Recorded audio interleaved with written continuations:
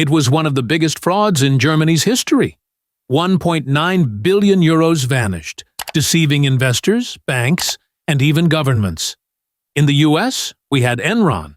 In the UK, BHS. In Germany, it was Wirecard.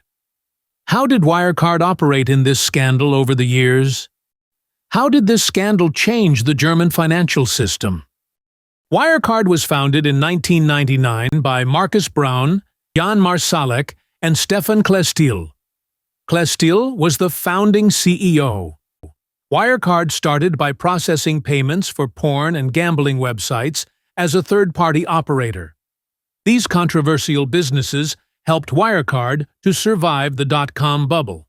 After that, it moved into mainstream online payment processing. Their business model looks simple, although it is not. Wirecard made money in a way similar to PayPal. When someone bought something online, Wirecard helped with the payment and took a small fee. But the difference is, PayPal doesn't work in every country and doesn't allow illegal transactions, while Wirecard was involved in illegal transactions. Wirecard employed over 5,000 people and was in more than 26 countries. It handled payments for massive global brands like Singapore Airlines, Allianz, Aldi, and KLM, all unaware of what was happening behind the scenes.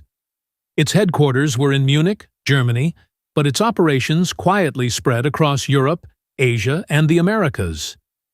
Wirecard started as a small, unknown payment processor, but in just a few years, it transformed into a German tech giant, even more valuable than the 150-year-old Deutsche Bank. How did this happen?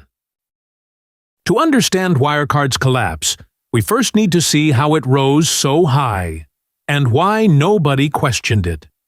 Wirecard's real journey began in 2002 when Markus Braun took over as CEO.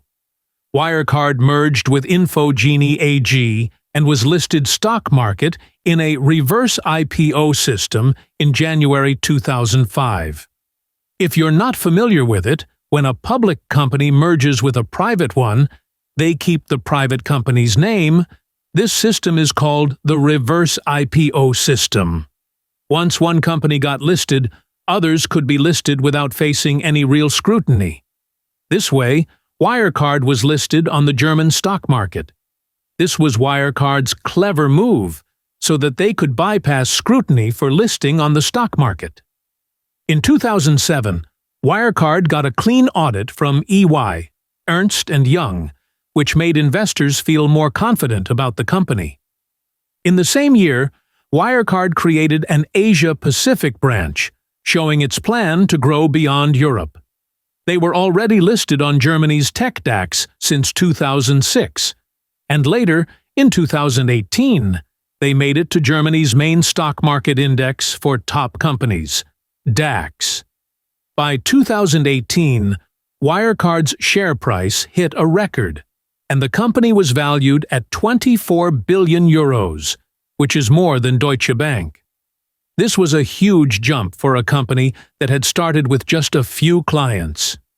You might be thinking, what was the secret of Wirecard's early growth, where other companies struggle in the same niche?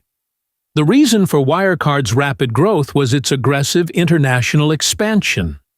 Instead of building everything from the beginning in each country, they bought local businesses. This helped them to grow faster than many other companies in the same industry.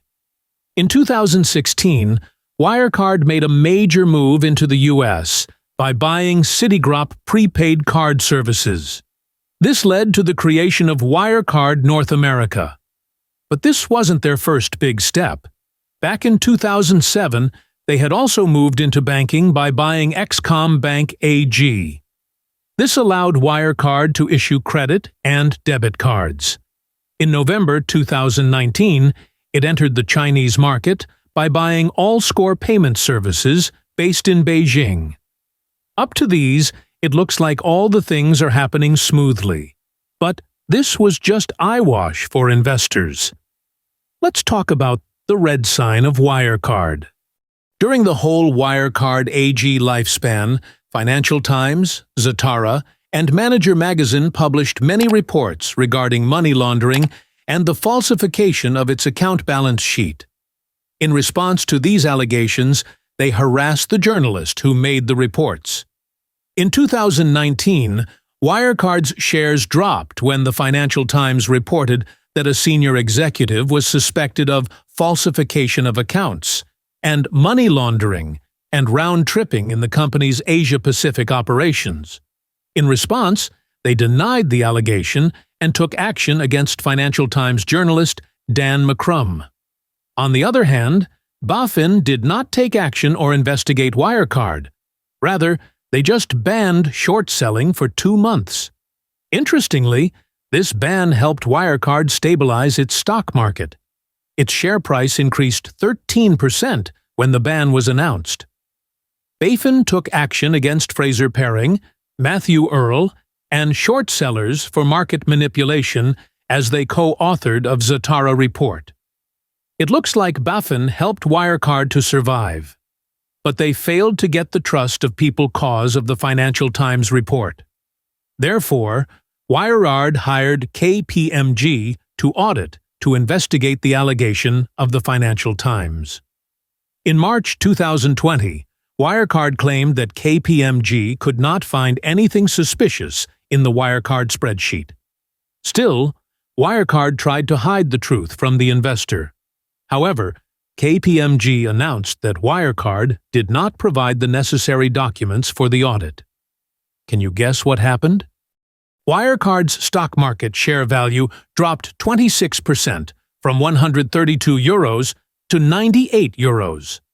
Arman S. and many other traders filed criminal cases against Wirecard. On 5 June 2020, police raided Wirecard headquarters and investigated CEO Marcus Braun and 3 other board members for misleading investors regarding the KPMG audit. Then, another audit goes through, this time by their longtime auditor, Ernst & Young. On 18 June 2020, Wirecard disclosed that €1.9 billion were missing from the cash account after James Flourish was appointed the new CEO of Wirecard, and the company was €3.2 billion in debt. The company had claimed that these funds were held at 2 Philippine bank accounts, BDO Unibank Inc. and the Bank of the Philippine Islands BPI. But these banks said the funds never entered their financial system. Flourish also stepped down after 2 months, as well as company's stock market crashed 72%. In September 2020, the German parliament announced that it would organize an inquiry to fully investigate the reasons why the government failed to prevent the corporate fraud. The UK Singapore subsidiary was closed within 2 to 3 days when the fraud news spread worldwide. In the meantime, Citizen Lab published a report. According to this report, persons and organizations who criticized Wirecard had been hacked and tricked over the years by the hacker group Dark Basin. This hacker group has a strong connection with the Indian company Beltrox Infotech. In June 2020, Wirecard was sold to Santander Group for €100 million. Questions were raised against German financial watchdog BaFin and Wirecard's longtime auditor EY for their irresponsibility. After 1 year of scandal, a man came forward whose name is Pav Gill. He is a lawyer and worked as a whistleblower at Wirecard's head of the Asia-Pacific region. He is the person who exposed Wirecard in the Financial Times.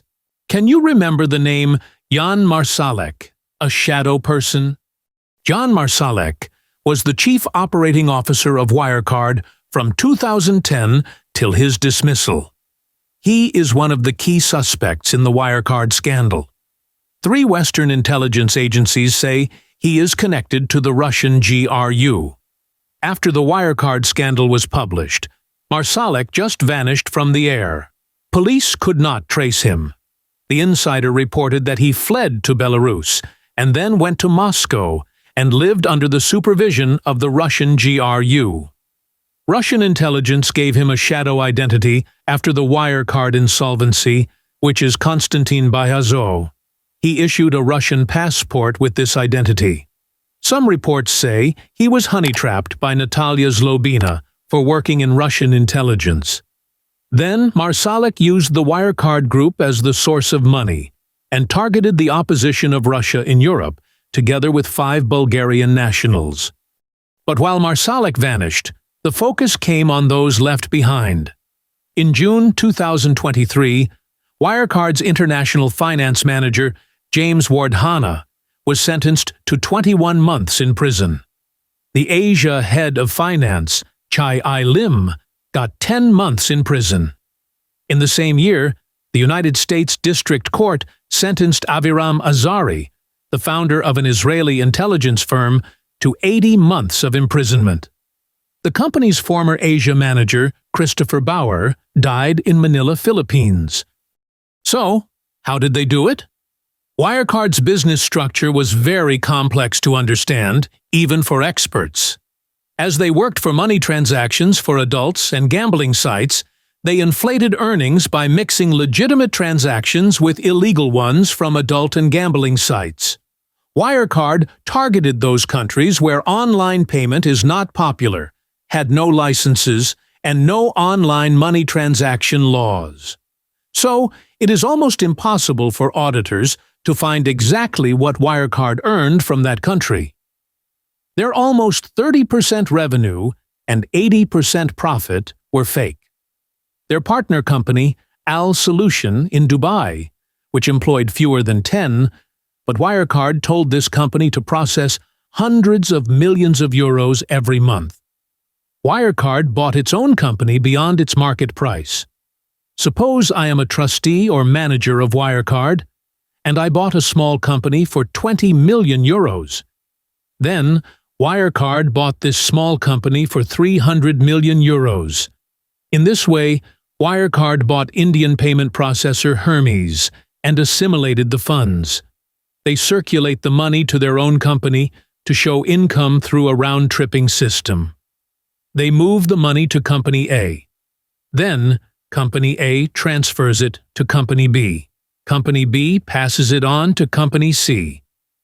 Germany launched its biggest financial crackdown in decades. But was it enough to stop the next Wirecard? Wirecard's investors sued BaFin for irresponsibility. In response, the EU's financial oversight body is to be turned into a European Securities and Exchange Commission with greater powers to require information from listed companies. As well as BaFin had given more power for investigation without taking permission from a higher authority.